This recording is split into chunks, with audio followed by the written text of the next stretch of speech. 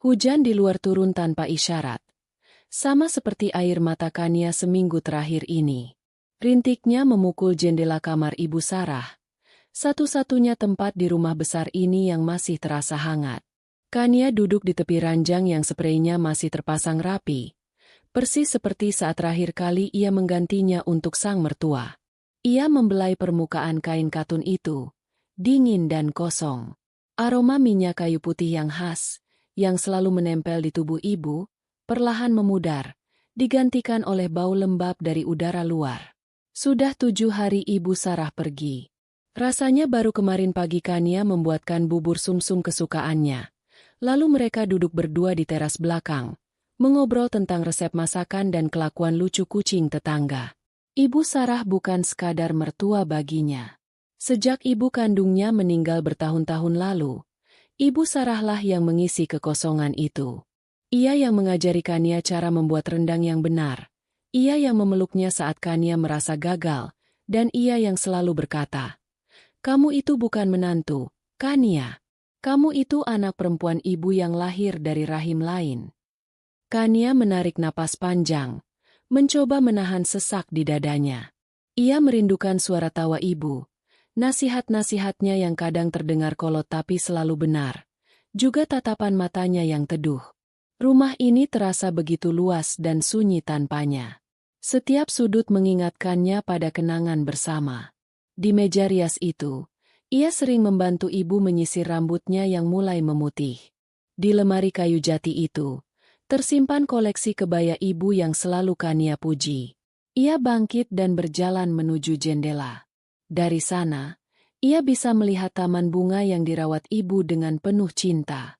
Mawar-mawar merah muda sedang mekar, seolah tidak peduli pada duka yang menyelimuti pemiliknya. Ibu pasti akan senang melihatnya. Kania tersenyum getir. Ia berjanji dalam hati akan terus merawat taman itu. Sama seperti ia merawat semua kenangan tentang ibu. Suara pintu kamar yang terbuka memecah lamunannya. Gilang, suaminya, berdiri di ambang pintu dengan ponsel menempel di telinga. Ia tidak menatap Kania. Matanya sibuk melihat entah kemana. Iya, besok semuanya beres. Pastikan saja semua siap. Katanya dengan nada rendah dan tidak sabar. Lalu ia menutup teleponnya. "Mas," sapa Kania lembut. Gilang akhirnya menoleh. Ekspresinya datar. "Ngapain kamu di sini terus? Ibu sudah nggak ada." "Kania, jangan bikin dirimu tambah sedih." Kata-kata itu, meski mungkin dimaksudkan untuk menghibur, terasa seperti tusukan kecil di hati Kania. Gilang tidak pernah mengerti kedekatannya dengan Ibu Sarah. Bagi Gilang, ibunya adalah ibunya. Dan Kania adalah istrinya. Tidak ada irisan di antara keduanya.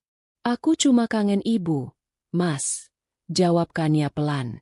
Gilang mendesah, lalu berjalan mendekat. Ia tidak memeluk Kania, hanya berdiri di sampingnya, ikut memandang keluar jendela.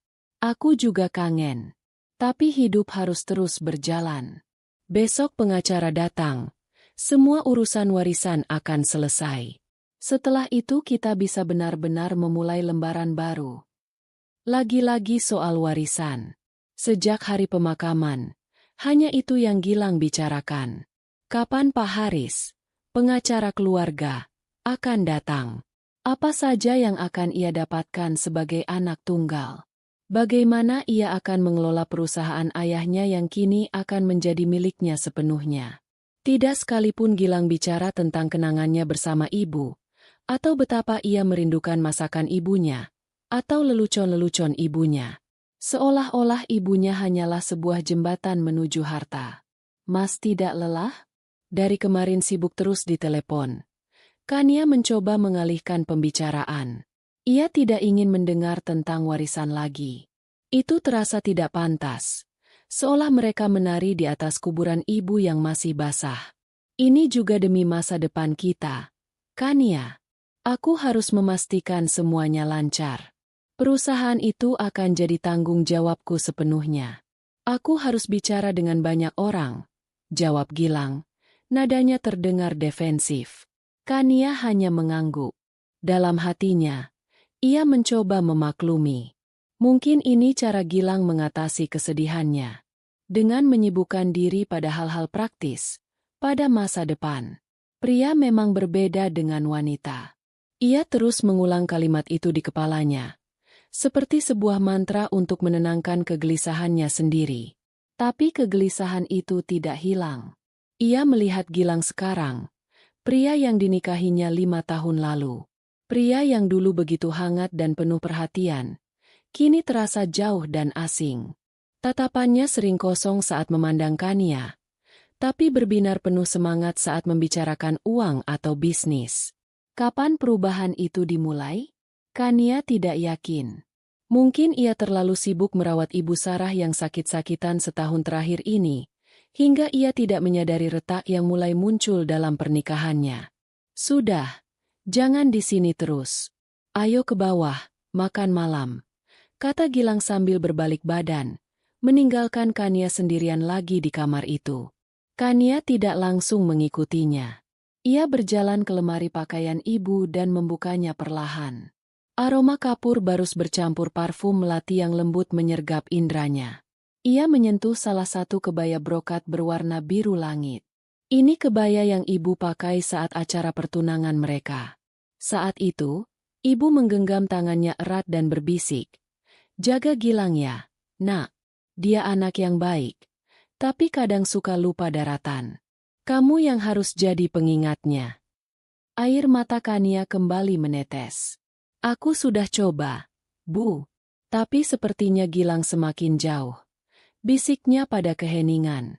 Ia merasa gagal memenuhi janji itu. Malam itu, di meja makan yang terasa terlalu besar untuk mereka berdua, keheningan terasa memekakan. Gilang sibuk dengan ponselnya, jarinya terus menggulir layar. Sesekali ia tersenyum tipis melihat sesuatu di sana. Kania menatap nasi di piringnya yang seakan tidak berkurang. Ia memasak opor ayam, makanan kesukaan Gilang. Tapi suaminya itu hanya menyentuh makanannya sedikit, lalu kembali pada dunianya sendiri. "Mas, besok setelah urusan dengan Pak Haris selesai, kita ke makam ibu ya? Bawa bunga mawar kesukaannya," ucap Kania, mencoba memecah kesunyian. Gilang mengangkat wajahnya, tampak terganggu. "Lihat nanti saja. Mungkin aku akan sibuk. Banyak dokumen yang harus diurus setelah pembacaan wasiat." Hati Kania mencelos. Sibuk? Bahkan untuk ibunya sendiri? Ia menelan ludah. Rasa pahit memenuhi kerongkongannya. Ia ingin marah, ingin berteriak dan menanyakan di mana hati nurani Gilang. Tapi ia tidak punya tenaga. Kesedihannya sudah menyerap semua energinya. Ia hanya bisa menunduk dan mengaduk-aduk nasinya dengan lesu. Malam itu, Kania tidur di kamar tamu. Ia tidak sanggup tidur di samping Gilang yang terasa seperti orang asing. Ia memeluk foto Ibu Sarah yang ia ambil dari ruang keluarga. Dalam foto itu, ibu tersenyum lebar, matanya berbinar bahagia. Kania memejamkan mata, berharap saat ia bangun besok, semua ini hanyalah mimpi buruk. Berharap suaminya akan kembali menjadi Gilang yang dulu, dan duka ini akan terasa lebih ringan karena mereka menanggungnya bersama. Tapi jauh di lubuk hatinya, ia tahu harapan itu terlalu rapuh. Hari esok akan datang, dan ia merasa ada sesuatu yang lebih besar dari sekadar kesedihan yang menunggunya. Sesuatu yang akan mengubah hidupnya selamanya.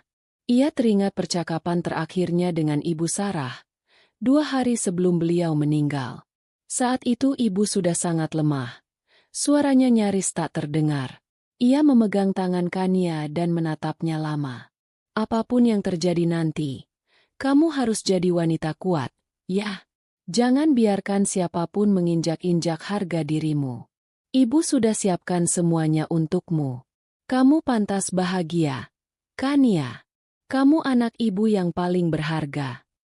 Waktu itu Kania hanya menganggapnya sebagai ucapan orang sakit yang sedang melantur. Ia hanya mengangguk dan menyuruh ibu istirahat. Tapi sekarang, kata-kata itu kembali terngiang dengan sangat jelas. "Ibu sudah siapkan semuanya untukmu. Apa maksudnya? Kania tidak tahu, dan ia terlalu takut untuk menebak-nebak.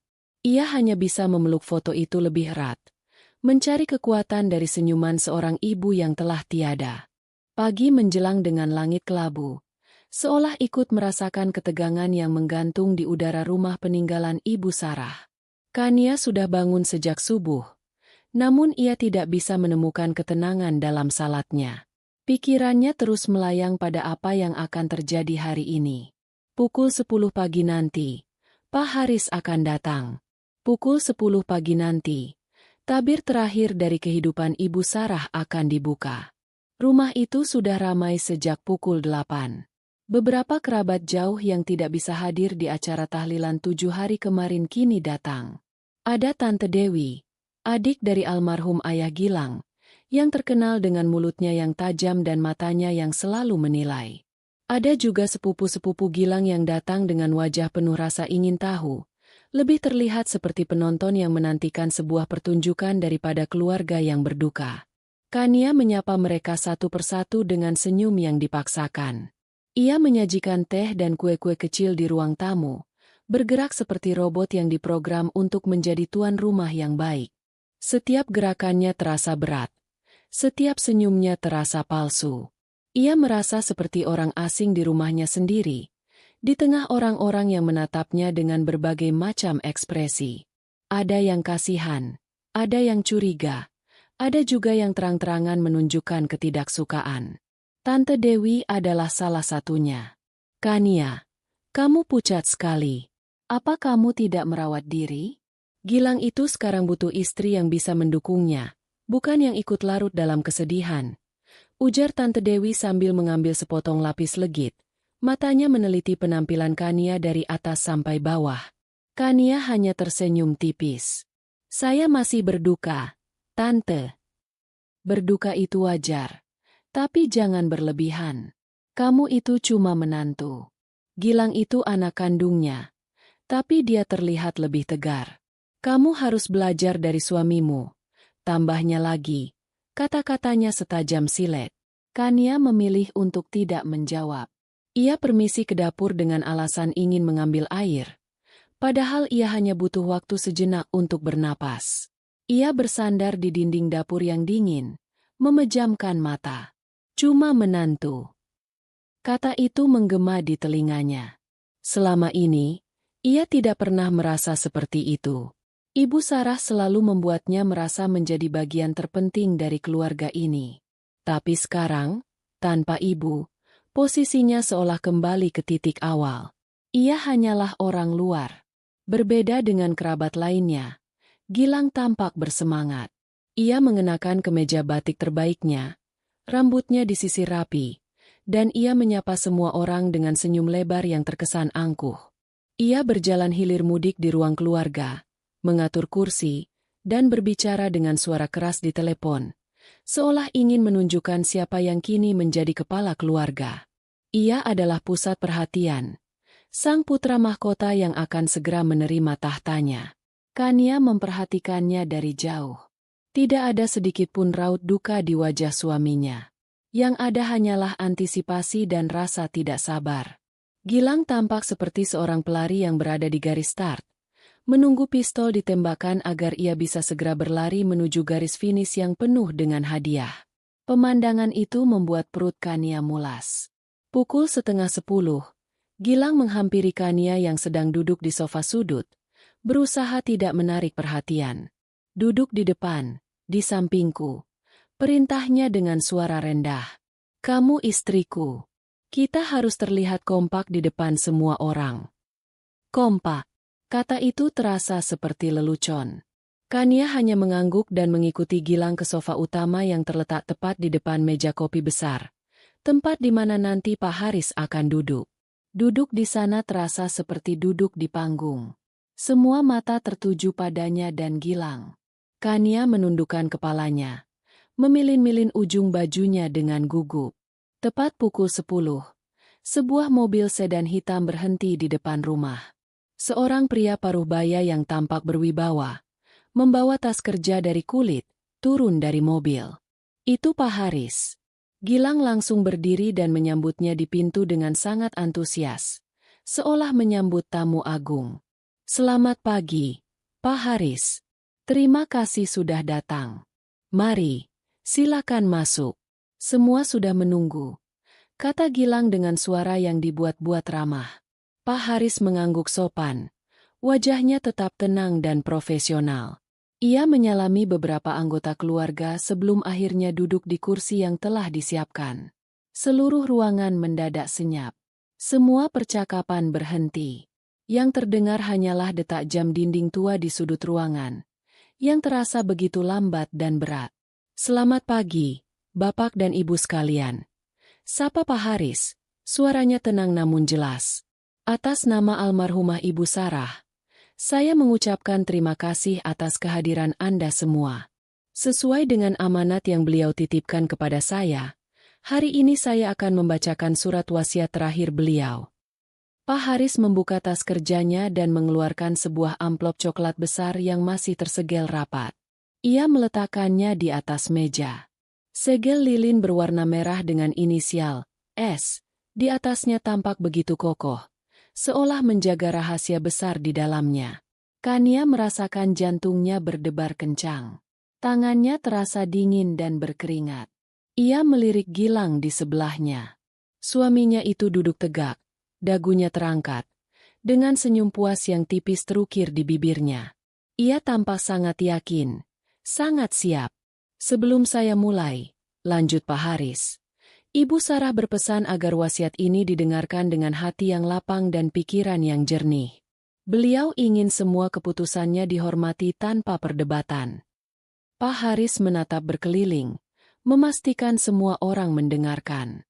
Matanya sempat bertemu dengan mata Kania sejenak, dan Kania melihat ada sebersit simpati di sana, sebelum sang pengacara kembali memasang wajah profesionalnya. "Baiklah, saya akan mulai." Dengan sangat hati-hati, Pak Haris membuka segel lilin itu. Suara kertas yang disobek terdengar begitu nyaring di ruangan yang hening. Ia mengeluarkan beberapa lembar kertas dari dalam amplop dan merapikannya di atas meja. Ia berdeham sekali, membersihkan tenggorokannya. Seluruh napas di ruangan itu seolah tertahan. Tante Dewi mencondongkan tubuhnya ke depan, tidak ingin ketinggalan satu kata pun. Sepupu-sepupu Gilang saling melirik dengan penuh antisipasi. Gilang sendiri menyandarkan punggungnya dengan santai, menyilangkan kakinya, seolah hasil dari semua ini sudah ia ketahui sejak lama. Hanya Kania yang duduk kaku seperti patung, menatap kosong pada amplop yang kini sudah terbuka. Entah kenapa, firasatnya semakin tidak enak. Ada hawa dingin yang merayap di punggungnya. Sebuah pertanda bahwa badai besar akan segera datang. Ia hanya bisa berdoa dalam hati. Semoga ia cukup kuat untuk menghadapinya. Pak Haris berdeham. Jemarinya yang keriput memegang lembar pertama surat wasiat. Ruangan itu begitu senyap, seolah semua orang menahan napas secara bersamaan. Detak jam dinding tua terdengar seperti genderang yang lambat, menandai detik-detik terakhir dari sebuah kehidupan lama sebelum berganti dengan sesuatu yang baru dan tak terduga. Kania menatap kertas di tangan Pak Haris. Pandangannya kabur. Ia bisa merasakan tatapan Gilang di sebelahnya, penuh kemenangan dan rasa tidak sabar. Tepat saat Pak Haris membuka mulutnya untuk membaca kalimat pertama, sebuah suara nyaring memecah keheningan yang sakral itu. Ting-tong. Suara bel pintu. Semua orang tersentak. Beberapa kepala menoleh serentak ke arah pintu depan dengan kening berkerut. Siapa yang berani datang dan menginterupsi momen sepenting ini? Tante Dewi mendecakkan lidahnya dengan kesal, menggumamkan sesuatu tentang orang yang tidak tahu sopan santun. Pak Haris berhenti, mengangkat alisnya sedikit, menunggu. Ia meletakkan kembali kertas wasiat di atas meja. Gilang, alih-alih terlihat terganggu seperti yang lain, justru tersenyum. Sebuah senyum yang aneh, penuh rahasia dan kepuasan. Senyum itu membuat bulu kuduk Kania berdiri. "Tunggu sebentar," kata Gilang sambil berdiri. Suaranya terdengar terlalu santai di tengah ketegangan itu. Sepertinya ada anggota keluarga baru yang harus ikut mendengarkan. Ini penting. Kania menatap suaminya dengan bingung. Anggota keluarga baru? Siapa? Semua kerabat dekat sudah ada di sini. Jantungnya mulai berdebar lebih cepat. Firasat buruk yang sejak tadi mengganggunya kini semakin kuat, mencekiknya seperti sulur tanaman liar. Gilang berjalan santai menuju pintu depan. Setiap langkahnya terdengar mantap di lantai marmer yang dingin. Semua mata mengikutinya. Ia membuka pintu, dan dari ruang keluarga, Kania tidak bisa melihat siapa yang ada di luar. Ia hanya mendengar suara Gilang yang rendah dan lembut. "Ayo, masuklah. Jangan takut." Suara itu, kelembutan dalam suara Gilang adalah sesuatu yang sudah lama tidak Kania dengar. Biasanya suara Gilang padanya selalu bernada perintah atau tidak sabar. Mendengar kelembutan itu ditujukan pada orang lain membuat sebilah pisau tak kasat mata menggores hatinya. Beberapa detik kemudian, Gilang melangkah kembali ke ruang keluarga. Dan ia tidak sendirian. Di sampingnya, berjalan seorang wanita muda yang cantik. Rambutnya panjang bergelombang, dicat warna coklat terang. Ia mengenakan gaun berwarna krem yang memeluk tubuhnya dengan pas, menunjukkan lekuk pinggangnya yang ramping. Wajahnya dipoles riasan yang sempurna, bibirnya merah menyala. Ia tampak begitu kontras dengan suasana duka di ruangan itu, seperti setitik warna cerah di atas kanvas hitam putih. Tapi bukan hanya wanita itu yang membuat seluruh ruangan membeku. Di dalam gendongan wanita itu, tertidur seorang bayi mungil yang terbungkus selimut biru muda. Dunia Kania seakan berhenti berputar. Napasnya tercekat di tenggorokan. Ia menatap wanita itu, lalu pada bayi di pelukannya, lalu pada tangan Gilang yang kini dengan posesif melingkar di pinggang wanita itu. Otaknya berusaha keras memproses apa yang matanya lihat. Namun ia tidak sanggup. Rasanya seperti melihat adegan dalam sebuah film murahan. Tapi ini nyata. Ini terjadi di hadapannya. Bisik-bisik langsung terdengar dari seluruh penjuru ruangan. Tante Dewi menutup mulutnya dengan sebelah tangan. Matanya membelalak kaget bercampur senang, seolah ia baru saja mendapatkan bahan gosip terpanas abad ini. Sepupu-sepupu Gilang saling menyikut. Wajah mereka menunjukkan ekspresi tidak percaya. Pak Haris, sang pengacara, hanya menatap pemandangan di depannya dengan wajah datar, seolah sudah terbiasa melihat drama keluarga macam ini. Gilang membawa wanita dan bayi itu ke tengah ruangan, berdiri tepat di depan meja tempat Pak Haris duduk. Ia seolah sedang memamerkan sebuah trofi kemenangan. Ia menikmati tatapan syok semua orang, menyerapnya seperti energi. Kania tidak bisa bergerak. Tubuhnya kaku. Matanya terkunci pada bayi mungil itu. Bayi itu menggeliat sedikit dalam tidurnya. Bibirnya yang kecil bergerak-gerak seolah sedang menyusu. Ia begitu kecil, begitu rapuh, begitu tidak berdosa. Dan entah kenapa, Kania bisa melihat sekilas fitur wajah Gilang pada wajah bayi itu. Hidungnya, bentuk alisnya. Kenyataan menghantamnya seperti gelombang pasang. Ini anak Gilang. Wanita ini adalah selingkuhan suaminya. Dan Gilang membawanya ke sini. Ke rumah ibunya. Di hari pembacaan wasiat. Di depan seluruh keluarga. Di depan dirinya. Rasa sakit yang tajam dan membutakan menjalari seluruh tubuh Kania. Ini lebih sakit daripada kehilangan Ibu Sarah. Ini adalah pengkhianatan di level yang paling brutal. Ia merasa seperti ditelanjangi di depan semua orang. Harga dirinya diinjak-injak hingga tak bersisa. Udara di sekitarnya terasa menipis, membuatnya sulit bernapas. Ia ingin berteriak, tapi tidak ada suara yang keluar. Ia ingin menangis, tapi air matanya seakan membeku. Wanita itu, yang berdiri di samping Gilang dengan angkuh, melirik ke arah Kania. Tatapannya tajam, penuh kemenangan dan cemooh. Ia seolah berkata, "Lihat, aku yang menang. Aku yang memberinya anak. Aku masa depannya." Senyum tipis yang menghina tersungging di bibirnya yang merah. "Semuanya, tenang," ucap Gilang akhirnya. Suaranya lantang dan penuh percaya diri, memecah keheningan yang menyesakkan. Maaf atas keterlambatannya. Saya hanya ingin memastikan semua ahli waris hadir. Ia mengelus punggung wanita di sampingnya. Perkenalkan, ini Vania. Dan ini, katanya sambil menunjuk bayi dalam gendongan Vania. Ini anak laki-laki saya. Penerus satu-satunya keluarga ini. Kata-kata itu seperti tamparan keras di wajah Kania. Penerus satu-satunya.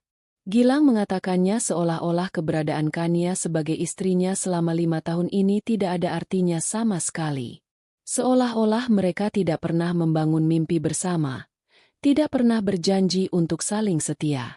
Semuanya terhapus begitu saja dengan kehadiran wanita dan bayi ini. Rasa mual naik ke kerongkongan Kania. Ia memalingkan wajahnya. Tidak sanggup lagi melihat pemandangan di depannya. Ia menatap karpet persia di bawah kakinya. Pola-polanya yang rumit kini tampak berputar-putar, membuatnya pusing. Ia bisa mendengar suara detak jantungnya sendiri, berdebar begitu kencang di telinganya, menenggelamkan semua bisik-bisik di sekitarnya. Ia merasa tangan seseorang menyentuh bahunya dengan lembut. Ia mendongak dan melihat salah seorang sepupu Gilang yang paling muda, Rina, menatapnya dengan penuh simpati. "Mbak Kania, Mbak nggak apa-apa," bisiknya pelan. Kania tidak bisa menjawab. Ia hanya menggelengkan kepalanya pelan. Sebuah gerakan kecil yang menyiratkan kehancuran besar di dalam dirinya. Ia merasa begitu kecil, begitu bodoh. Bagaimana mungkin ia tidak menyadari semua ini? Tanda-tandanya pasti ada. Gilang yang sering pulang malam dengan alasan lembur. Gilang yang semakin dingin dan menjaga jarak. Gilang yang selalu sibuk dengan ponselnya. Ia mengabaikan semua itu, berpikir itu hanyalah masalah pekerjaan atau stres biasa. Ternyata, di belakangnya, suaminya telah membangun kehidupan lain. Membangun sebuah keluarga lain. Dan hari ini, Gilang membawa keluarga barunya itu untuk menghancurkan sisa-sisa hidup Kania. Di hadapan semua orang. Dengan sengaja. Dengan kejam. Ini bukan sekadar pengakuan. Ini adalah deklarasi perang. Dan Kania, ia bahkan tidak membawa senjata apapun untuk membela dirinya. Ia hanya membawa hati yang berduka dan cinta yang kini hancur berkeping-keping. Keheningan yang tercipta setelah pengumuman Gilang terasa berat dan pekat, seolah bisa diiris dengan pisau. Semua orang masih terpaku, mencoba mencerna keberanian, atau lebih tepatnya, kekurang-ajaran, yang baru saja mereka saksikan. Vania, sang wanita simpanan, tampak menikmati setiap detik dari drama yang ia bintangi. Ia menyandarkan kepalanya sedikit di bahu Gilang, memposisikan dirinya seolah ialah nyonya rumah yang sesungguhnya. Gilang, dengan dagu terangkat, memandang berkeliling ruangan, menantang siapapun untuk berkomentar. Topeng anak berbakti yang sedang berduka kini telah ia lepas sepenuhnya. Yang tersisa adalah wajah aslinya. Seorang pria yang arogan, egois, dan tanpa penyesalan. Akhirnya, paman Gilang dari pihak ibu, Pak Danu, yang sejak tadi hanya diam dengan wajah mengeras, angkat bicara. Suaranya berat dan bergetar karena amarah yang tertahan. "Gilang, apa-apaan ini? Kamu sudah kehilangan akal sehat? Membawa perempuan ini ke sini, di saat kita semua masih berduka." Gilang tertawa kecil, sebuah tawa sumbang yang tidak pantas. "Justru karena kita sedang berduka, Paman, kita butuh kabar baik. Dan apa yang lebih baik dari kelahiran seorang penerus? Bukankah ibu selalu menginginkan seorang cucu laki-laki untuk melanjutkan nama keluarga?" Perkataan itu adalah sebuah kebohongan yang keji. Kania tahu betul, Ibu Sarah tidak pernah membedakan jenis kelamin. Beliau hanya ingin cucu yang sehat dari pernikahan yang sah. Mendengar Gilang memutarbalikkan keinginan ibunya untuk membenarkan perbuatannya membuat perut Kania terasa seperti diremas. "Jangan bawa-bawa nama Mbak Yusarah dalam perbuatan hinamu ini," bentak Tante Dewi, yang tampaknya rasa kagetnya kini telah berubah menjadi amarah. "Kamu sudah mencoreng arang di wajah keluarga. Dan kamu, Kania, Ia menoleh pada Kania, tatapannya tajam. Bagaimana kamu bisa tidak tahu apa-apa? Jadi istri macam apa kamu ini? Serangan itu datang dari arah yang tak terduga. Kania, yang sudah merasa hancur, kini harus menerima tuduhan. Ia ingin membela diri, tapi lidahnya keluh. Apa yang bisa ia katakan? Bahwa ia terlalu percaya pada suaminya? Bahwa ia terlalu naif? Semua itu hanya akan membuatnya terdengar lebih bodoh. Sebelum Kania bisa merespon, Gilang sudah memotong. Jangan salahkan Kania. Ini bukan salahnya. Ini salahku, katanya. Terdengar seperti sebuah pengakuan tapi nadanya penuh kebanggaan. Aku yang mencari kebahagiaan di luar karena aku tidak mendapatkannya di dalam. Kania tidak bisa memberiku keturunan. Sedangkan Fania, ia bisa. Setiap kata adalah belati yang ditancapkan tepat di jantung Kania. 5 tahun pernikahan mereka. Mereka memang belum dikaruniai anak. Mereka sudah mencoba berbagai cara. Dan dokter berkata tidak ada yang salah dengan mereka berdua. Hanya butuh waktu. Tapi Gilang tidak sabar. Ternyata, ia sudah mencari solusi lain di belakangnya.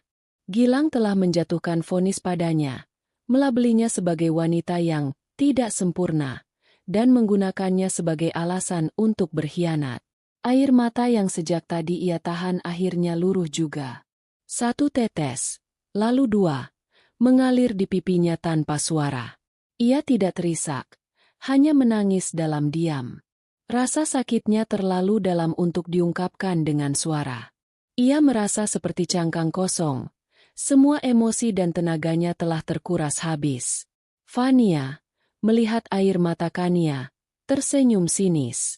Ia berbisik sesuatu di telinga Gilang, yang kemudian membuat Gilang mengangguk. Dengar semuanya, kata Gilang lagi. Nadanya semakin tidak sabar. Aku tahu ini mengejutkan. Tapi inilah kenyataannya. Fania dan anak kami adalah masa depanku. Setelah urusan wasiat ini selesai, aku akan segera menceraikan Kania secara baik-baik. Aku akan memberinya pesangon yang layak. Tentu saja. Pesangon yang layak. Seolah-olah pengabdian dan kesetiaan Kania selama 5 tahun ini bisa dibayar dengan uang. Seolah-olah hatinya yang hancur bisa direkatkan kembali dengan beberapa lembar rupiah. Penghinaan itu terasa begitu nyata, begitu menusuk. Cukup, Gilang. Suara Pak Haris sang pengacara akhirnya terdengar, memotong omong kosong Gilang. Suaranya tetap tenang, namun ada ketegasan di dalamnya yang membuat Gilang terdiam. Ini adalah acara pembacaan wasiat almarhumah Ibu Sarah. Masalah pribadi Anda bisa diselesaikan nanti. Kita di sini untuk menghormati keinginan terakhir almarhumah. Gilang mendengus. Tapi ia tampaknya menghormati otoritas sang pengacara. Baik, baik. Anda benar, Pak Haris. Ayo, kita lanjutkan saja. Semakin cepat selesai, semakin baik. Saya sudah tidak sabar untuk memulai hidup baru saya dengan keluarga kecil saya ini. Ia kemudian menoleh pada Fania. Sayang, kamu duduk saja dulu di sana. Katanya sambil menunjuk sebuah kursi kosong di sudut ruangan. Biar aku yang selesaikan ini. Fania mengangguk patuh, lalu berjalan ke kursi yang ditunjuk dengan langkah yang dibuat seanggun mungkin, seolah sedang berjalan di atas panggung peragaan busana. Ia duduk, memangku bayinya, dan menatap lurus ke depan dengan ekspresi penuh kemenangan. Gilang kembali duduk di samping Kania. Kini ada jarak yang terasa begitu jauh di antara mereka. Kania bisa mencium aroma parfum wanita dari kemeja Gilang. Aroma yang sama dengan yang ia cium dari Fania. Aroma pengkhianatan. Ia beringsut sedikit, mencoba menjauh dari suaminya. Pak Haris, silakan dilanjutkan, kata Gilang dengan nada memerintah. Kania menatap kosong ke depan. Pikirannya melayang. Semua potongan teka-teki kini menyatu. Perjalanan bisnis Gilang yang semakin sering. Telepon-telepon rahasia di malam hari. Sikapnya yang semakin dingin dan mudah marah. Hadiah-hadiah mahal yang tiba-tiba ia berikan pada Kania. Yang sekarang Kania sadari adalah cara Gilang untuk menutupi rasa bersalahnya. Ia merasa seperti orang paling bodoh di dunia. Ia teringat betapa setianya ia merawat Ibu Sarah saat sakit. Ia yang menyuapi, ia yang membersihkan, ia yang tidak tidur semalaman saat kondisi ibu memburuk. Sementara Gilang, anaknya sendiri, hanya datang sesekali, mengeluh tentang betapa lelahnya ia bekerja, lalu pergi lagi. Dan selama itu, selama Kania mendedikasikan hidupnya untuk merawat ibunya, Gilang justru bersenang-senang dengan wanita lain, bahkan sampai memiliki anak. Amarah mulai menjalari hatinya yang beku. Sebuah amarah yang dingin dan kelam. Bukan amarah yang meledak-ledak, tapi amarah yang mengendap, menunggu saat yang tepat. Ia menatap punggung Gilang yang duduk tegak di sebelahnya. Pria itu, pria yang pernah ia cintai dengan sepenuh hati, kini terlihat seperti monster. Pak Haris mengambil kembali lembaran wasiat itu. Ia melirik sekilas ke arah Kania dengan tatapan yang sulit diartikan, sebelum akhirnya kembali fokus pada kertas di tangannya. Dengan ini, saya akan melanjutkan pembacaan surat wasiat terakhir dari almarhumah Ibu Sarah binti Kartawijaya. Ucap Pak Haris. Suaranya kembali memenuhi ruangan yang kini terasa seperti medan perang yang baru saja mengalami gencatan senjata sementara. Gilang menyeringai. Ia menyandarkan punggungnya, siap menerima semua yang akan menjadi miliknya. Ia sama sekali tidak tahu bahwa kejutan yang sesungguhnya bukanlah kedatangan Fania dan bayinya. Kejutan yang sesungguhnya baru akan dimulai. Tersembunyi dalam lembaran-lembaran kertas yang dipegang oleh Pak Haris. Sebuah wasiat yang ditulis oleh seorang ibu yang ternyata melihat jauh lebih banyak daripada yang semua orang kira. Pak Haris mengangkat lembar pertama dari tumpukan kertas di hadapannya. Kacamatanya sedikit ia benahi. Lalu ia mulai membaca dengan suara yang stabil dan tanpa emosi, seolah ia hanyalah seorang utusan yang menyampaikan pesan dari dunia lain. Dengan nama Tuhan yang Maha Pengasih lagi Maha Penyayang, ia memulai. Aku, Sarah binti Kartawijaya, dalam keadaan sehat akal dan pikiran, tanpa paksaan dari pihak manapun, menuliskan surat wasiat ini sebagai kehendak terakhirku atas segala aset duniawi yang Tuhan titipkan kepadaku. Suara Pak Haris yang tenang dan hikmat terasa aneh di tengah ruangan yang baru saja diobrak-abrik oleh drama pengkhianatan. Kata-kata pembuka itu, yang begitu religius dan penuh kesadaran akan kefanaan, terasa seperti tamparan spiritual bagi Gilang. Kania, di sisi lain, merasakan sedikit kehangatan. Ia seperti bisa mendengar suara lembut Ibu Sarah sendiri yang mengucapkannya. Itu adalah suara ibunya, bukan suara Gilang yang penuh kebohongan. Hidup adalah sebuah perjalanan singkat. Lanjut Pak Haris membacakan tulisan sang almarhumah.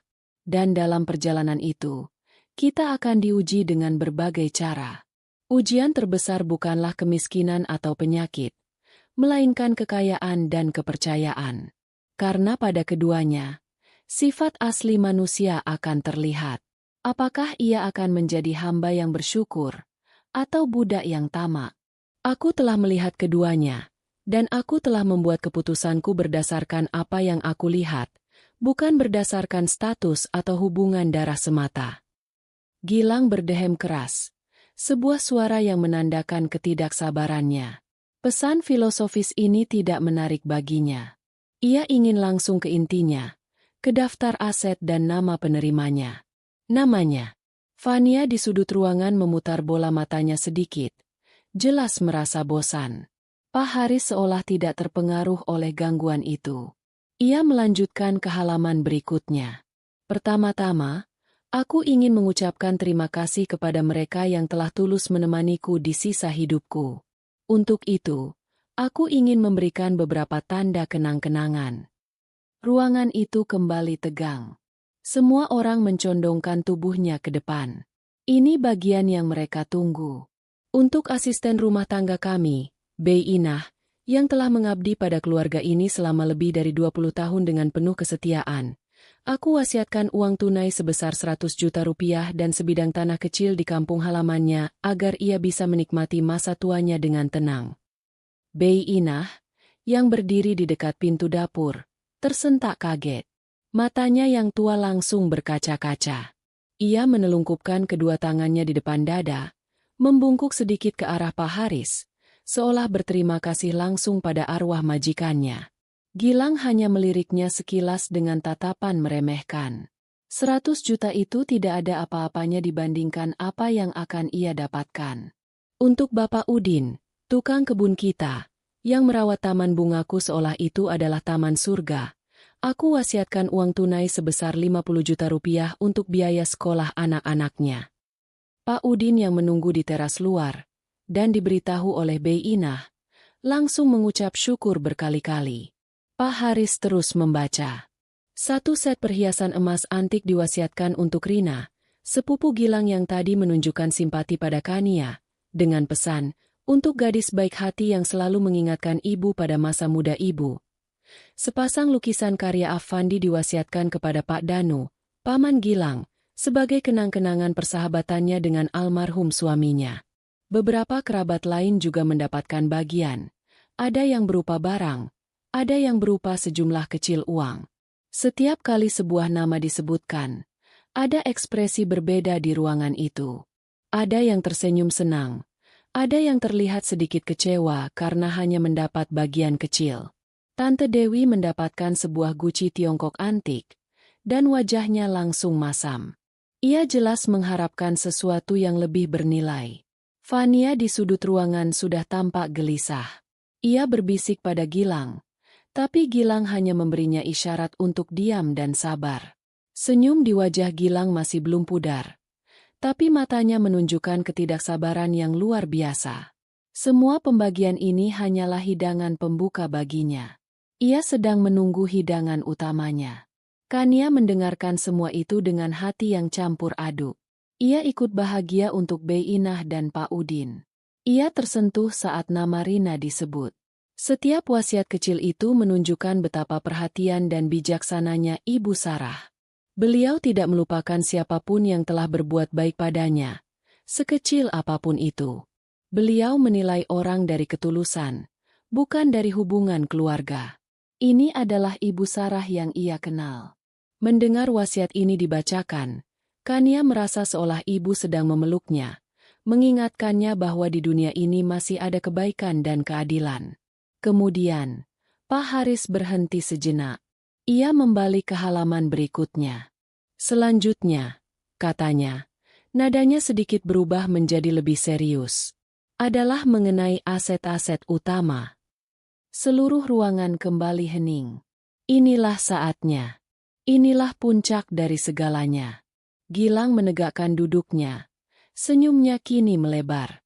Ia melirik ke arah Fania dan memberinya kedipan mata penuh keyakinan. Fania membalasnya dengan senyum penuh kemenangan. Mereka sudah begitu dekat. Seluruh aset utama yang kumiliki, baca Pak Haris, suaranya menggema di ruangan yang senyap, yang mencakup rumah yang kita tempati ini di Jalan Cendana nomor 12, seluruh kepemilikan saham mayoritas di PT Jaya Makmur Abadi, serta seluruh simpanan dalam bentuk deposito, reksadana, dan tabungan di semua bank atas namaku. Pak Haris berhenti sejenak untuk menarik napas. Jeda itu terasa seperti berlangsung selamanya. Gilang tampak seperti akan melompat dari kursinya karena tidak sabar. Kania menundukkan kepalanya. Ia sudah pasrah. Ia tahu semua itu akan jatuh ke tangan Gilang. Dan setelah itu, ia akan diusir dari rumah ini, dari kehidupan suaminya, hanya dengan berbekal pesangon yang layak dan hati yang hancur. Ia memejamkan mata, menyiapkan diri untuk pukulan terakhir yang akan meremukkan sisa-sia kekuatannya. Ia tidak mengharapkan apa-apa. Ia hanya ingin semua ini cepat berakhir. Ia ingin pergi dari rumah ini, dari semua orang ini, dan menangis sendirian di tempat di mana tidak ada yang bisa melihatnya. Ia sudah lelah, sangat lelah. Tapi ia tidak tahu bahwa Ibu Sarah, bahkan dari dalam kuburnya, tidak akan membiarkan wanita yang ia sayangi itu pergi dengan tangan hampa dan kepala tertunduk. Ibu Sarah tidak sedang menyiapkan pukulan terakhir untuk Kania. Sebaliknya, ia telah menyiapkan sebuah benteng pertahanan yang paling kokoh, yang akan segera terungkap dalam beberapa detik ke depan. Jeda yang diambil Pak Haris terasa begitu menyiksa. Gilang bahkan sudah membuka mulutnya, siap mengucapkan terima kasih, seolah namanya sudah pasti akan disebut. Ia melirik Kania di sebelahnya dengan tatapan superior. Tatapan seorang pemenang pada pihak yang kalah. Detik itu, Kania merasa menjadi manusia paling malang di dunia. Kemudian, Pak Haris melanjutkan. Suaranya terdengar lebih jelas dan lebih tegas dari sebelumnya, seolah ia ingin memastikan setiap suku kata terdengar oleh semua orang di ruangan itu. Dengan ini, aku wasiatkan sepenuhnya dan seluruhnya, tanpa terkecuali, kepada. Jantung Gilang berdebar kencang. Inilah namanya. Inilah pengesahan atas status barunya sebagai seorang miliarder. Menantuku tersayang, Kania Adelia binti Anwar. Waktu berhenti. Suara jam dinding tua yang sejak tadi berdetak seolah ikut terdiam. Napas semua orang tertahan di dada. Tidak ada yang bergerak. Tidak ada yang bersuara. Kalimat yang baru saja diucapkan Pak Haris menggantung di udara. Terasa begitu absurd dan tidak nyata. Kania, yang sejak tadi menunduk pasrah, mengangkat kepalanya perlahan. Matanya bertemu dengan mata Pak Haris. Ia melihat sang pengacara memberinya anggukan kecil yang nyaris tak terlihat. Apakah ia salah dengar? Telinganya pasti berdengung. Otaknya pasti sedang mempermainkannya, menciptakan sebuah hayalan indah untuk melindunginya dari kenyataan yang menyakitkan. Itu tidak mungkin. Ia menoleh ke samping, melihat Gilang. Senyum lebar yang tadi terpampang di wajah suaminya itu membeku, lalu perlahan luntur. Seperti lukisan cat air yang disiram air. Matanya yang tadi berbinar penuh percaya diri kini membelalak, dipenuhi kebingungan dan syok total. Ia membuka mulutnya, tapi tidak ada suara yang keluar. Ia menatap Pak Haris, lalu menatap Kania, lalu kembali menatap Pak Haris, seolah mencari penegasan bahwa ini semua hanya lelucon. Fania di sudut ruangan sama membekunya. Senyum kemenangannya berubah menjadi seringai aneh, campuran antara tidak percaya dan kepanikan yang mulai merayap. Tangannya yang memegang bayi menegang. Masa depan cerah yang baru beberapa menit lalu terbentang di hadapannya kini tiba-tiba tertutup kabut tebal. Ruangan yang tadinya riuh oleh bisikan kini sunyi senyap. Semua kerabat, termasuk Tante Dewi dan Paman Danu, menatap Kania dengan mulut sedikit terbuka. Mereka semua sama terkejutnya. Dari semua kemungkinan yang ada, ini adalah skenario yang tidak pernah terlintas di benak siapapun. Seorang menantu mendapatkan seluruh harta warisan, mengalahkan anak kandung satu-satunya. Apa? Akhirnya Gilang berhasil mengeluarkan suara, meski hanya berupa bisikan serak. Apa maksud Anda, Pak Haris? Pasti ada yang salah. Anda salah baca. Pak Haris menatap Gilang dengan tenang. Saya tidak salah baca, Pak Gilang. Kalimatnya tertulis dengan sangat jelas di sini. Ia mengangkat kertas itu sedikit. Saya ulangi. Aku wasiatkan sepenuhnya dan seluruhnya, tanpa terkecuali, kepada menantuku tersayang, Kania Adelia binti Anwar. Kata-kata itu diucapkan untuk kedua kalinya, terasa lebih nyata. Lebih menghantam. Kania merasakan kepalanya pusing. Semua ini terlalu banyak untuk diproses. Di satu sisi, ia baru saja dihancurkan oleh pengkhianatan suaminya. Di sisi lain, ia baru saja diberi sebuah kekuatan yang luar biasa oleh ibu mertuanya. Ia tidak tahu harus merasakan apa. Tidak mungkin, teriak Gilang. Akhirnya ia menemukan kembali suaranya. Ia berdiri dari kursinya, menunjuk-nunjuk Pak Haris dengan marah. Ibu saya tidak mungkin melakukan ini. Ini gila. Pasti ada yang tidak beres. Pasti perempuan ini. Ia menunjukkannya dengan tatapan penuh kebencian. Pasti dia sudah meracuni pikiran ibu saya selama ini. Tuduhan itu begitu kejam. Tapi Kania sudah tidak merasakan sakit lagi. Ia terlalu mati rasa. Ia hanya menatap Gilang, pria yang kini tampak seperti orang asing yang sedang mengamuk. Tenang, Pak Gilang. kata Pak Haris. Suaranya tetap datar. Surat wasiat ini belum selesai. Ada beberapa klausul dan syarat yang menyertainya. Mungkin setelah mendengarnya, Anda akan lebih mengerti alasan di balik keputusan almarhumah. Gilang sedikit terdiam. Napasnya terengah-engah. Ada secercah harapan di matanya. Mungkin ini hanya sementara. Mungkin ada syarat yang harus dipenuhi Kania. Dan jika gagal, semuanya akan kembali padanya. Pak Haris kembali menatap kertas di tangannya. Syarat dan ketentuan. Bacanya. 1.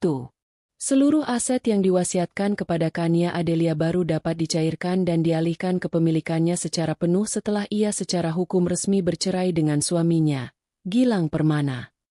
Jika pengumuman pertama tadi adalah sebuah bom, maka klausul ini adalah ledakan susulannya yang lebih dahsyat. Bercerai. Ibu Sarah tidak hanya memberikan hartanya pada Kania, ia juga memberikannya jalan keluar. 2. Lanjut Pak Haris. Tidak memberi jeda bagi siapapun untuk bereaksi. Selama proses perceraian berlangsung, seluruh aset akan dibekukan dan diawasi oleh Dewan Wali yang saya tunjuk. Kania Adelia akan menerima tunjangan bulanan yang cukup untuk biaya hidup dan biaya hukum dari dana tersebut. Dan kemudian, datanglah kalimat yang menjelaskan semuanya. Kalimat yang menjadi kunci dari seluruh wasiat ini. Ketiga, dan ini adalah bagian terpenting yang menjadi dasar dari semua keputusan saya. Keputusan ini saya ambil dalam keadaan sadar sepenuhnya, karena saya tahu bahwa anak kandung saya satu-satunya, Gilang Permana, telah mengkhianati janji suci pernikahannya. Ia telah berselingkuh dan memiliki anak dari wanita lain, sebuah perbuatan yang tidak hanya menyakiti istrinya yang setia, tetapi juga telah mencoreng nama baik keluarga dan mengecewakan saya sebagai ibunya. Hening. Sebuah keheningan yang absolut. Ibu Sarah tahu. Beliau tahu semuanya. Sejak kapan? Bagaimana caranya? Pertanyaan-pertanyaan itu berkelebat di benak semua orang. Tapi satu hal yang pasti, wasiat ini bukanlah sebuah keputusan impulsif. Ini adalah sebuah rencana yang telah disusun dengan matang oleh seorang wanita cerdas yang telah melihat kebusukan anaknya sendiri. Gilang terpaku di tempatnya. Wajahnya pucat seperti mayat.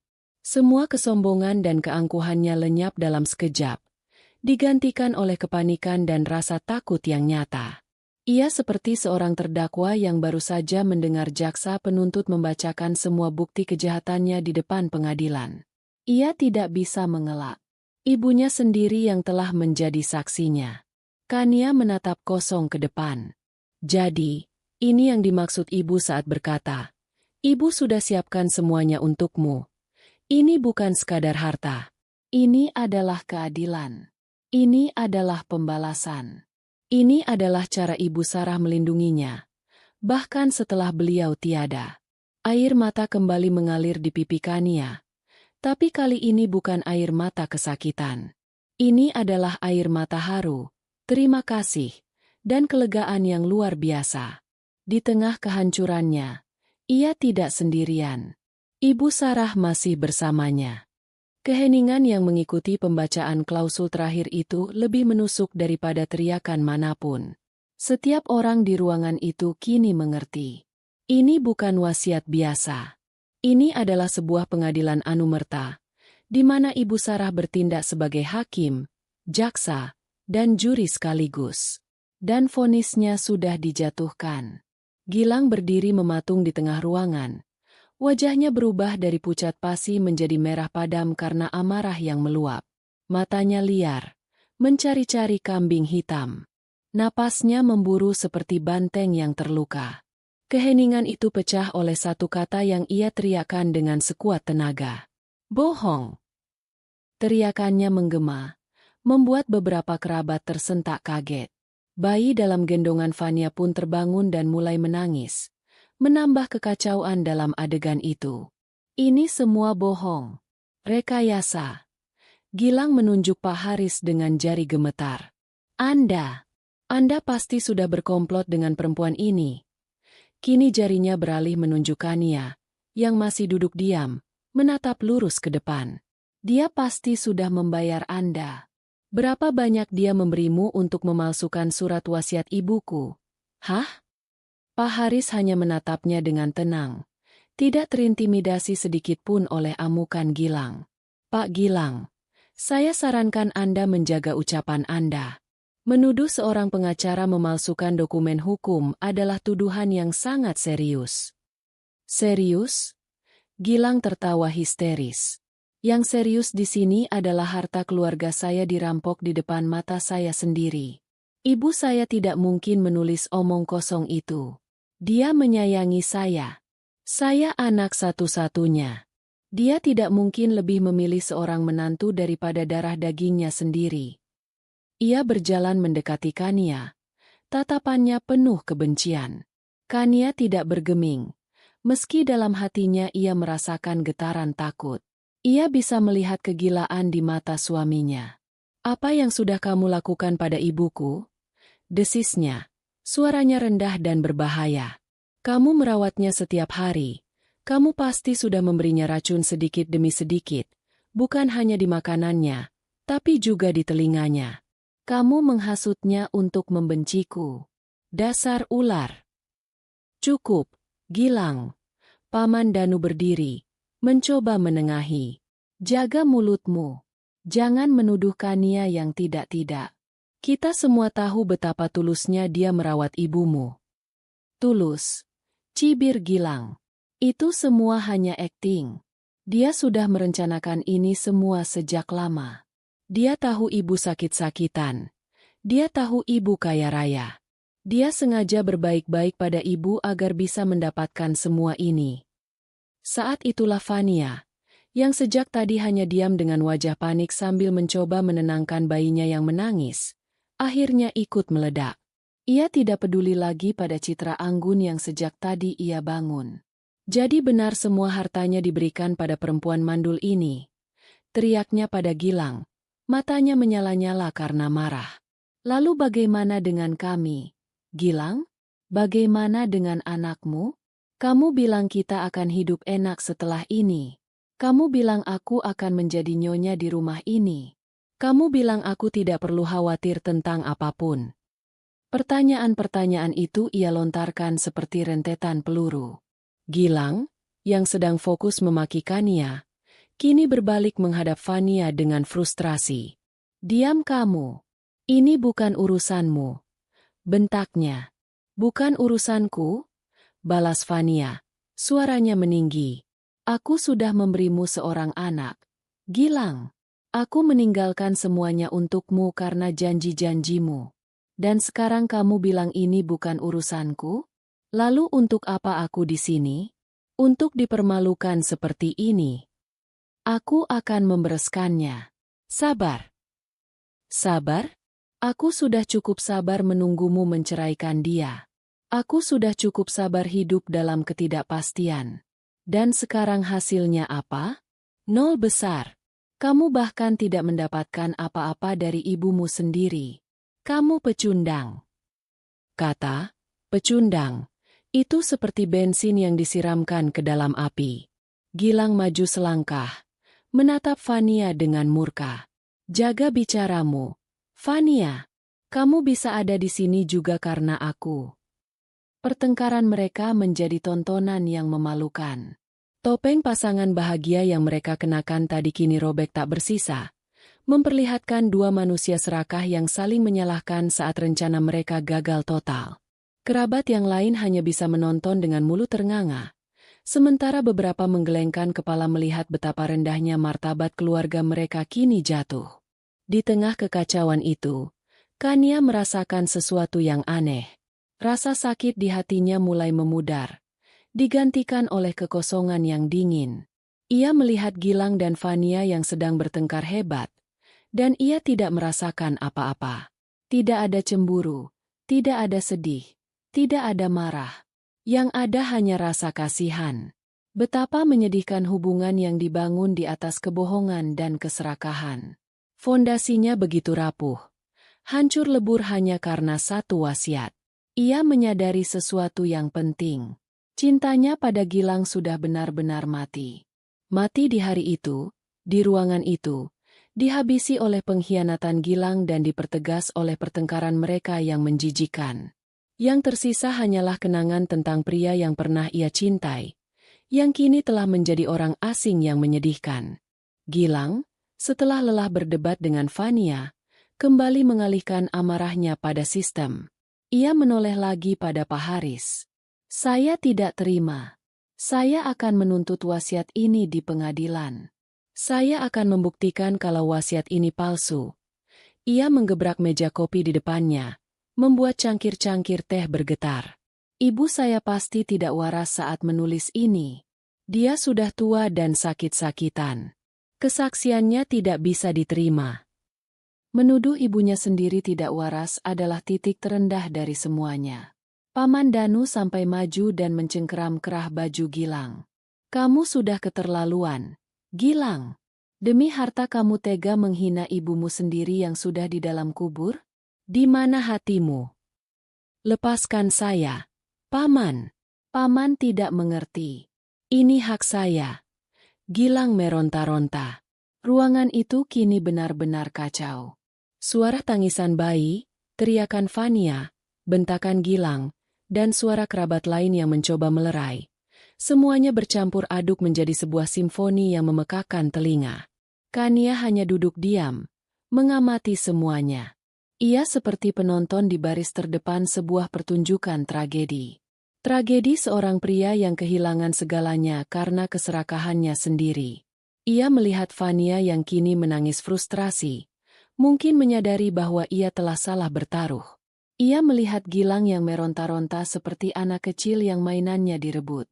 Lalu, untuk pertama kalinya hari itu, Kania merasakan sebuah kekuatan baru merayap dalam dirinya. Kekuatan yang lahir dari kehancuran. Ia tidak akan membiarkan dirinya diinjak-injak lagi. Wasiat Ibu Sarah bukan hanya memberinya harta, tapi juga memberinya pilihan dan kesempatan. Dan ia akan menggunakan kesempatan itu sebaik-baiknya. Ia akan bercerai. Ia akan membangun hidupnya kembali. Ia akan bahagia, seperti yang diinginkan Ibu Sarah. Di tengah ledakan amarah Gilang, Kania justru menemukan ketenangannya. Badai di luar dirinya membuat danau di dalam hatinya menjadi jernih. Ia tahu apa yang harus ia lakukan. Dan ia tidak takut lagi. Setelah beberapa saat membiarkan amukan Gilang mencapai puncaknya, Pak Haris akhirnya mengangkat tangannya, sebuah gerakan sederhana yang entah kenapa memiliki otoritas yang mampu meredam kekacauan itu sedikit. Paman Danu melepaskan cengkeramannya pada kerah Gilang, meski tatapannya masih penuh amarah. Gilang sendiri terengah-engah, keringat membasahi pelipisnya, matanya masih menyiratkan kebencian. Pak Gilang, ucap Pak Haris dengan suara yang tetap tenang dan terkendali, seolah keributan tadi tidak pernah terjadi. Almarhumah Ibu Sarah adalah seorang wanita yang sangat teliti dan selalu berpikir jauh ke depan. Beliau sudah menduga bahwa akan ada penolakan dan tuduhan seperti yang baru saja Anda lontarkan. Perkataan itu membuat Gilang terdiam. Ia menatap Pak Haris dengan curiga. Apa maksud Anda? Maksud saya, lanjut Pak Haris sambil membungkuk untuk meraih tas kerjanya yang tergeletak di lantai. Almarhumah sudah menyiapkan segalanya untuk memastikan keabsahan wasiat ini tidak dapat diganggu-gugat. Beliau tidak ingin ada keraguan sedikit pun mengenai alasan di balik keputusannya. Pak Haris membuka kembali tas kerjanya. Kali ini, ia tidak mengeluarkan amplop tipis, melainkan sebuah map tebal berwarna biru tua. Ia meletakkannya di atas meja dengan suara yang mantap. Suara map itu seolah menjadi penanda dimulainya babak baru yang lebih menentukan. Anda menuduh surat wasiat ini palsu dan dibuat di bawah tekanan atau saat almarhumah tidak waras, kata Pak Haris sambil membuka map tersebut. Di dalam sini ada surat keterangan dari 3 dokter spesialis berbeda, seorang ahli saraf, seorang psikiater, dan dokter pribadinya, yang semuanya menyatakan bahwa hingga hari terakhirnya, Ibu Sarah berada dalam kondisi mental yang sepenuhnya sadar, jernih, dan cakap untuk membuat keputusan hukum. Surat-surat ini dibuat seminggu sebelum beliau wafat. Pak Haris mengeluarkan 3 lembar kertas berkop surat rumah sakit dan meletakkannya di atas meja. Gilang menatap kertas-kertas itu dengan tidak percaya. Ibunya telah merencanakan ini semua dengan begitu detail. Selanjutnya, Anda menuduh bahwa alasan perselingkuhan yang tertulis di sini adalah fitnah yang dihasut oleh Ibu Kania. Lanjut Pak Haris, tatapannya kini beralih pada Gilang dengan sorot tajam. Mengenai hal itu, almarhumah juga telah meninggalkan bukti. Beliau tidak ingin keputusannya dianggap sebagai tindakan emosional tanpa dasar. Dari dalam map biru itu, Pak Haris mengeluarkan sebuah amplop coklat besar. Ia membukanya dan menebarkan isinya di atas meja kopi. Foto-foto. Puluhan lembar foto. Foto Gilang dan Fania sedang makan malam romantis di sebuah restoran mahal. Foto mereka sedang bergandengan tangan keluar dari sebuah lobi hotel. Foto mereka sedang berbelanja perlengkapan bayi bersama. Bahkan ada foto Gilang yang sedang menggendong sang bayi di rumah sakit, beberapa saat setelah Fania melahirkan, dengan tanggal yang tercetak jelas di sudut foto. Semua foto itu dicetak dengan kualitas tinggi, jelas, dan tidak terbantahkan. Ruangan itu kembali senyap. Kali ini bukan karena syok, tapi karena kengerian. Semua kerabat menatap foto-foto itu, lalu menatap Gilang dengan ekspresi jijik. Tante Dewi bahkan sampai menggelengkan kepalanya berkali-kali, seolah tidak percaya dengan tingkat kebejatan keponakannya itu. Wajah Gilang menjadi seputih kertas. Ia menatap tumpukan foto itu, bukti visual dari semua kebohongannya, yang kini tersebar untuk dilihat semua orang. Ia seperti pencuri yang tertangkap basah dengan barang curian di tangannya. Tidak ada lagi tempat untuk bersembunyi. Fania, dari sudut ruangan, melihat foto-foto itu dan wajahnya ikut pucat. Ia menundukkan kepalanya dalam-dalam, tidak berani menatap siapapun. Dunianya yang ia bangun di atas janji-janji Gilang kini benar-benar runtuh menjadi puing. Ini. Gilang tergagap, mencari-cari alasan. Ini pelanggaran privasi. Ibu tidak berhak melakukan ini. Almarhumah berhak melakukan apapun untuk melindungi aset dan martabat keluarganya. Jawab Pak Haris dingin. Ini bukan hanya tentang perselingkuhan, Pak Gilang. Ini tentang kebohongan dan pengkhianatan yang Anda lakukan terhadap istri Anda dan ibu Anda sendiri. Semua ini dikumpulkan oleh seorang penyelidik swasta yang disewa oleh almarhumah 6 bulan yang lalu. 6 bulan. Jadi ibunya sudah tahu selama itu. Dan selama 6 bulan itu, ibunya tetap diam, tetap bersikap normal, sambil merencanakan semuanya di belakang layar. Gilang merasa seperti orang bodoh yang masuk ke dalam perangkap yang sudah disiapkan dengan sangat rapi. Tapi kejutan dari Ibu Sarah belum berakhir. Dan jika semua ini masih belum cukup, kata Pak Haris sambil kembali merogoh ke dalam map biru itu, ada satu bukti terakhir.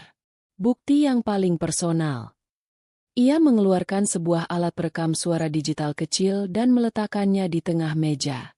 Ia menekan tombol play. Seketika, ruangan itu terisi oleh dua suara yang sangat familiar. Suara Ibu Sarah dan suara Gilang. Suara Ibu Sarah terdengar lemah, tapi tegas. Ibu tahu tentang perempuan itu. Gilang, ibu kecewa sama kamu. Lalu terdengar suara Gilang. Nadanya terdengar ringan dan meremehkan. Ah, ibu, itu bukan apa-apa. Hanya hiburan saja. Ibu tahu sendiri Kania tidak bisa kasih saya anak. Laki-laki butuh refreshing, Bu. Yang penting saya masih pulang ke rumah kan? Seluruh ruangan menahan napas. Mendengar pengakuan dari mulut Gilang sendiri, dengan nada yang begitu enteng, begitu tanpa rasa bersalah, adalah puncak dari segalanya. Kania memejamkan matanya. Jadi begitu ia dianggap oleh suaminya. Hanya sebuah rumah untuk pulang. Sementara hiburannya ada di luar. Rekaman itu berlanjut dengan suara Ibu Sarah yang bergetar karena sedih dan marah. Itu bukan hiburan, Gilang. Itu dosa. Kamu sudah menyakiti istrimu. Kamu sudah merusak nama baik keluarga. Lalu suara Gilang lagi. Kali ini sedikit kesal. Sudahlah, Bu. Ibu tidak usah ikut campur. Ini urusan rumah tangga saya. Yang penting saya tetap anak ibu. Ibu istirahat saja. Jangan banyak pikiran. Rekaman berhenti. Pak Haris menekan tombol. Stop. Suara Gilang yang terakhir, yang menyuruh ibunya untuk tidak ikut campur, menggema di keheningan yang mematikan. Tidak ada lagi yang perlu dikatakan. Tidak ada lagi yang bisa dibantah. Semua bukti sudah tersaji. Semua kebohongan sudah terungkap. Gilang telah menghakimi dirinya sendiri dengan kata-katanya. Gilang ambruk di kursinya. Seluruh kekuatan seolah tersedot dari tubuhnya. Ia tidak lagi berteriak. Ia tidak lagi marah. Ia hanya duduk di sana. Kosong. Kalah telak. Dikalahkan oleh ibunya sendiri dari balik kubur. Ia menatap Kania. Dan untuk pertama kalinya, ia melihat sesuatu di mata istrinya itu. Bukan lagi cinta. Bukan lagi sakit hati. Hanya ada tatapan dingin dan jauh. Ia sadar. Ia telah kehilangan segalanya.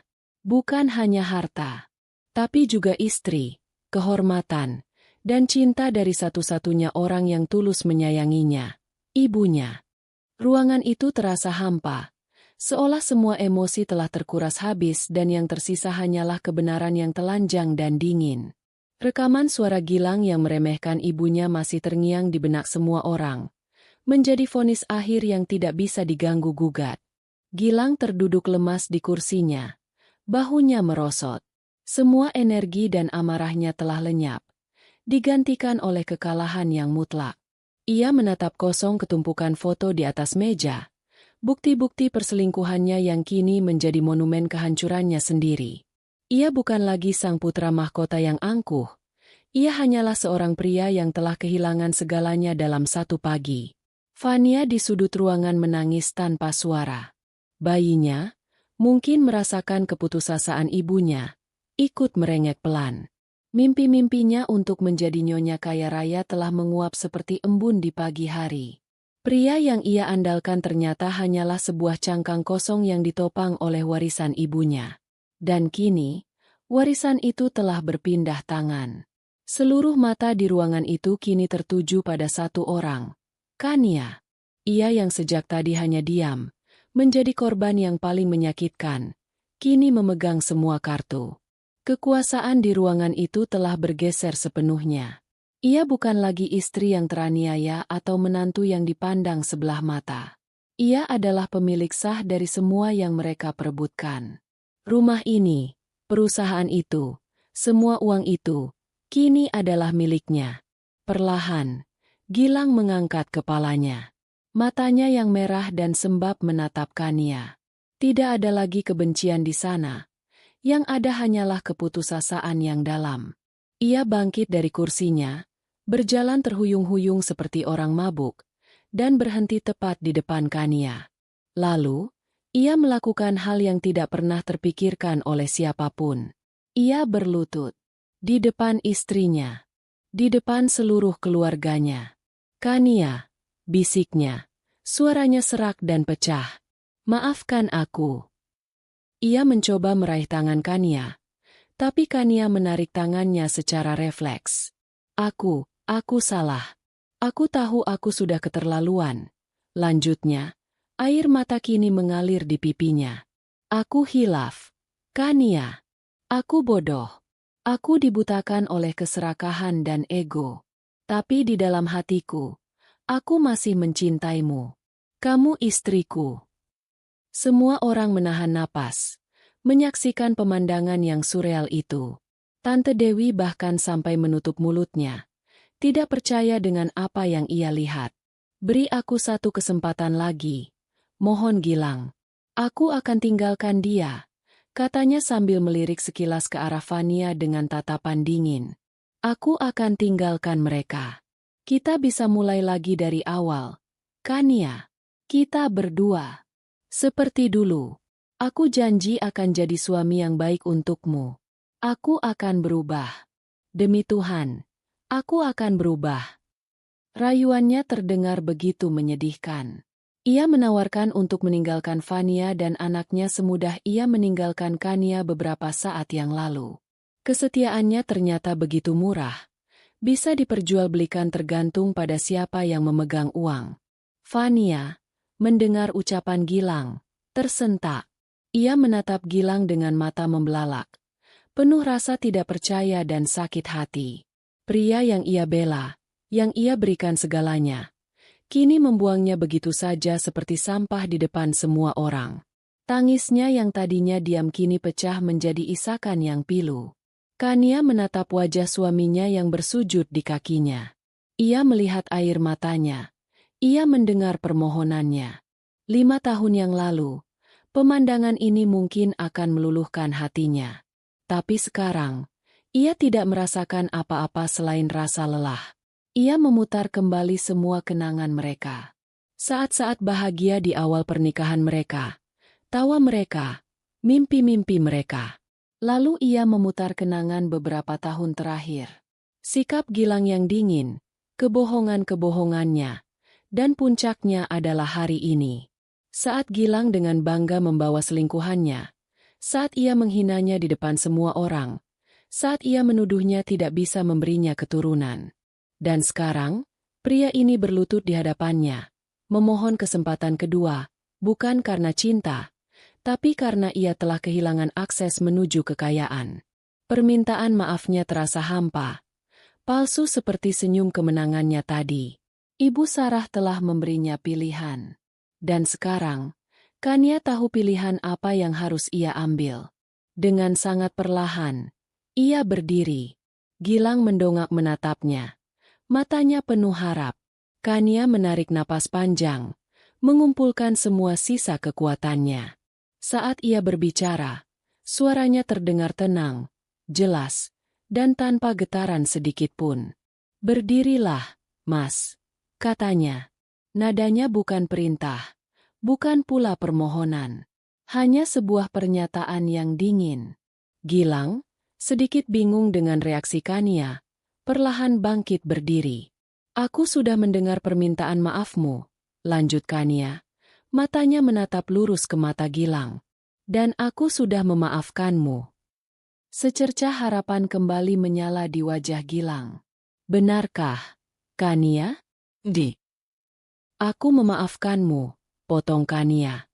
"Bukan agar kita bisa kembali bersama, tapi agar aku bisa melepaskan semua rasa sakit ini dan melanjutkan hidupku dengan tenang.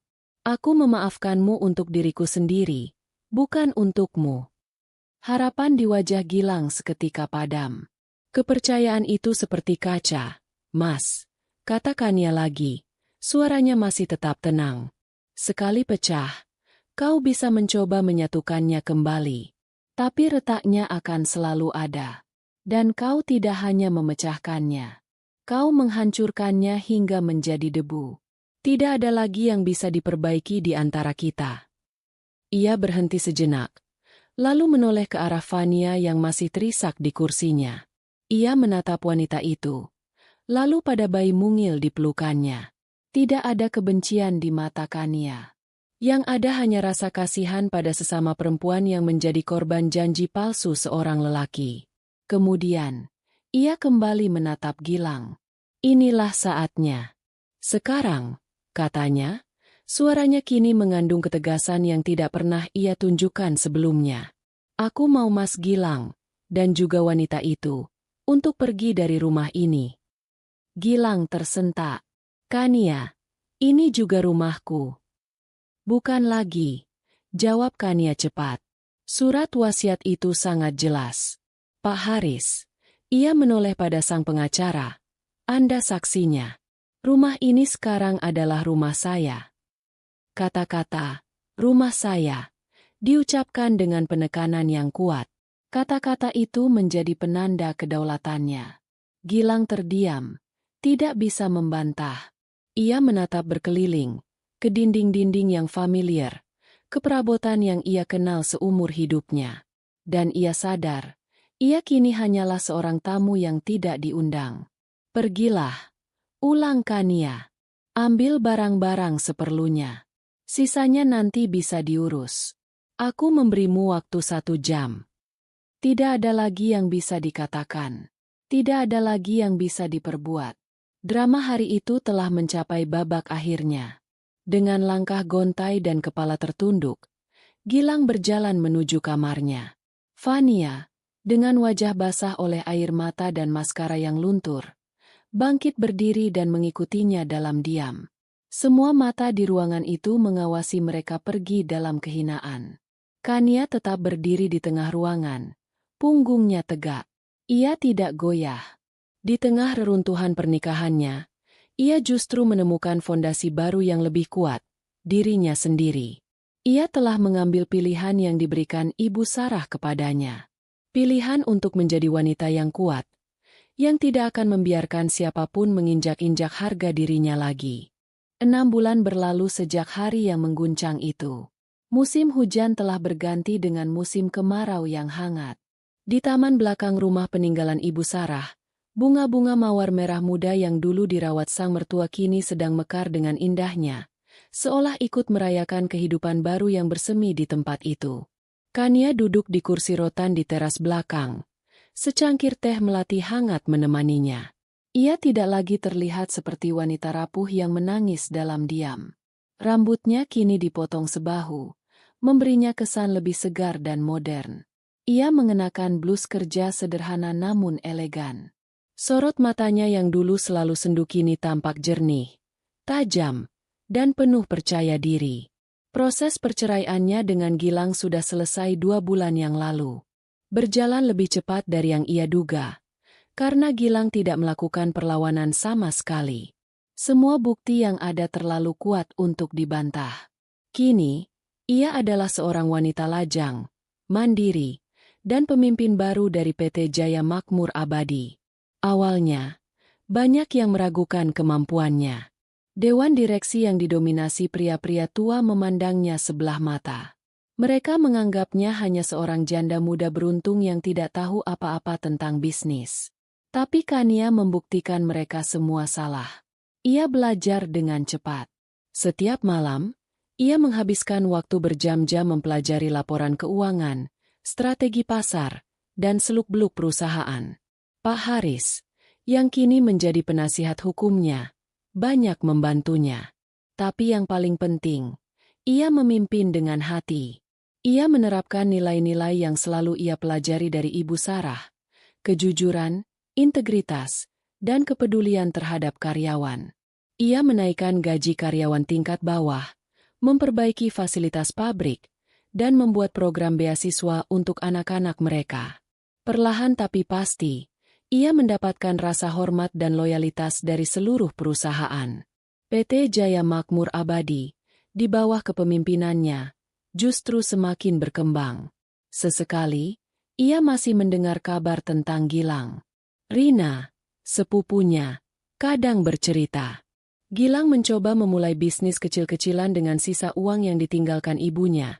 Sebuah amplop yang ternyata berisi uang sebesar 500 juta rupiah. Sebagai bekal untuk belajar menjadi pria yang bertanggung jawab, begitu bunyi pesannya. Tapi sifat arogan dan gengsinya yang tinggi membuatnya sulit berhasil. Ia merasa terlalu hebat untuk memulai dari nol. Sedangkan Fania, kabarnya sudah lama meninggalkannya. Tak lama setelah mereka diusir dari rumah, hubungan mereka yang tanpa dasar cinta dan harta itu akhirnya kandas. Ia kembali ke kampung halamannya bersama anaknya, meninggalkan Gilang sendirian untuk menghadapi akibat dari perbuatannya. Kania tidak merasakan kebencian saat mendengar itu. Ia hanya berharap anak yang tidak berdosa itu bisa tumbuh dengan baik. Ponselnya berdering, membuyarkan lamunannya. Nama, Bei Inah, tertera di layar. Halo, Bei. Ada apa? Sapa Kania ramah. Anu, Non Kania. Ini ada tamu, katanya mau bertemu Non. Jawab Bei Inah dari seberang. Siapa? Bei. Pak Gilang, Non. Jantung Kania berhenti berdetak sejenak. Untuk apa lagi pria itu datang? Bilang saja saya sedang sibuk, Bei. Jawab Kania. Suaranya tetap tenang.